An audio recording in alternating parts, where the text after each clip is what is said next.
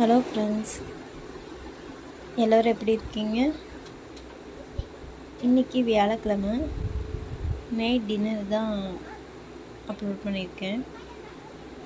இன்றைக்கி பூரியும் உருளைக்கிழங்கு குருமாவும் பிளான் பண்ணியிருக்கேன். உருளைக்கிழங்கு குருமா என்னோடய ஸ்டைலில் எப்படி இருக்குன்ட்டு நீங்கள் பாருங்கள். அப்புறம் என்னோடய சின்ன செடியிலேருந்து 2 மிளகா பறித்து சமையலுக்கு யூஸ் பண்ணியிருக்கேன். எவ்வளோ தான் கடையில் கொடுத்து வாங்கினாலும் இந்த ஃப்ரெஷ்ஷாக போடுறது ரொம்ப ஹாப்பியாக இருக்குது. மனசுக்கு ஒரு திருப்தியை கொடுக்குது. செடி வைக்கிறதுக்கே இடம் இல்லைனாலும் ஒரு செடி வச்சு அதில் மிளகாப்பு அதை யூஸ் பண்ணுறது ரொம்ப ஹாப்பியாக இருக்குது. எனக்கு இந்த மாடி தோட்டம் அதெல்லாம் ரொம்ப பிடிக்கும். அவங்க அப்பப்போ காய்கறிகள் பறித்து அதில் செய்கிறதெல்லாம் பார்க்கவே ரொம்ப அருமையாக இருக்கும். இந்த மாதிரி நமக்கு ஒரு வாழ்க்கை கிடைக்கலையே அப்படிங்கிற மாதிரி தான் இருக்கும்.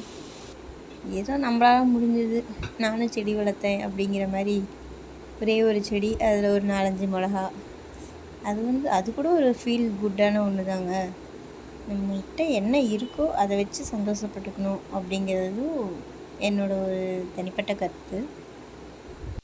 குருமாவுக்கு வெங்காயம் தக்காளி போட்டு தாளித்து விட்டேன்.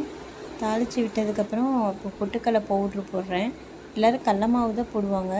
நாங்கள் எங்கள் அம்மா பொட்டுக்கடலை தான் போடுவாங்க. அதுதான் டேஸ்ட் நல்லாயிருக்கும். கடல மாவு கொஞ்சம் கசப்பு எடுக்கிற மாதிரி இருக்கும். அதனால் பொட்டுக்கடலை போட்டு தான் பழக்கம். அதே மாதிரி தான் நான் இப்போ செஞ்சிட்ருக்கேன். எங்கள் அம்மா ஸ்டைலு தான்.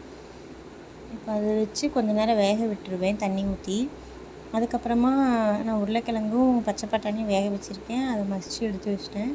கொஞ்சம் நேரம் கொதிக்கிறதுக்குள்ளே இந்த பூரி மாவு பிசைஞ்சிடலாம் அப்படின்னு தான். நான் ரொம்ப போட்டு தட்டலாம் மாட்டேன். அதே மாதிரி எண்ணெயும் தண்ணி ஊற்றி பிணைஞ்சதுக்கப்புறம் மேலே ஒரு 2 ஸ்பூன் விடுவேன். அவ்வளோதான். அது காயாமல் இருக்கிறதுக்கு அவ்வளோதான். எனக்கு நார்மலாகவே இந்த பூரி சப்பாத்தி இதெல்லாம் பர்ஃபெக்டாகவே வந்துடும். ஒரு சிலர் பூரி உப்பவே உப்பாதுன்னு சொல்லுவாங்க. அது என்னமோ தெரில, எனக்கு நான் செய்கிற அதே மெத்தடில் செஞ்சு எப்பயுமே பூரி உப்பலாக தான் வரும்.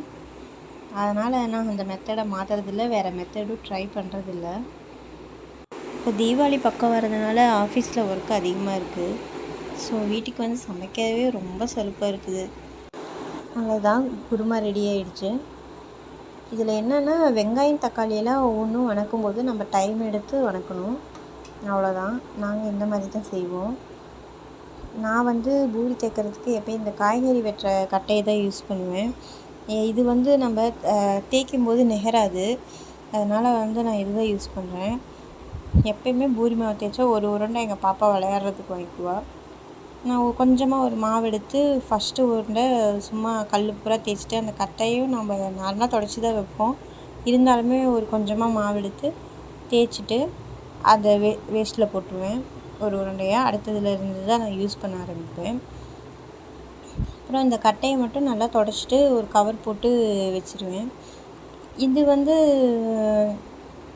இந்த காய் வெட்டுற கட்டை நம்ம நார்மலாக ரெகுலராக யூஸ் பண்ணிகிட்ருக்கிறதுனால அது ஒன்றும் பிரச்சனை இல்லை. நம்ம கழுவவும் பிடிக்க இருக்கும். இந்த தேய்க்கிற கட்டை மட்டும்தான் நம்ம எப்படி மெயின்டைன் பண்ணுறதுன்னு என்ன முடியும் எனக்கு தெரியல. இப்போதைக்கு தொடச்சி கவர் போட்டு தான் வைக்கிறேன்.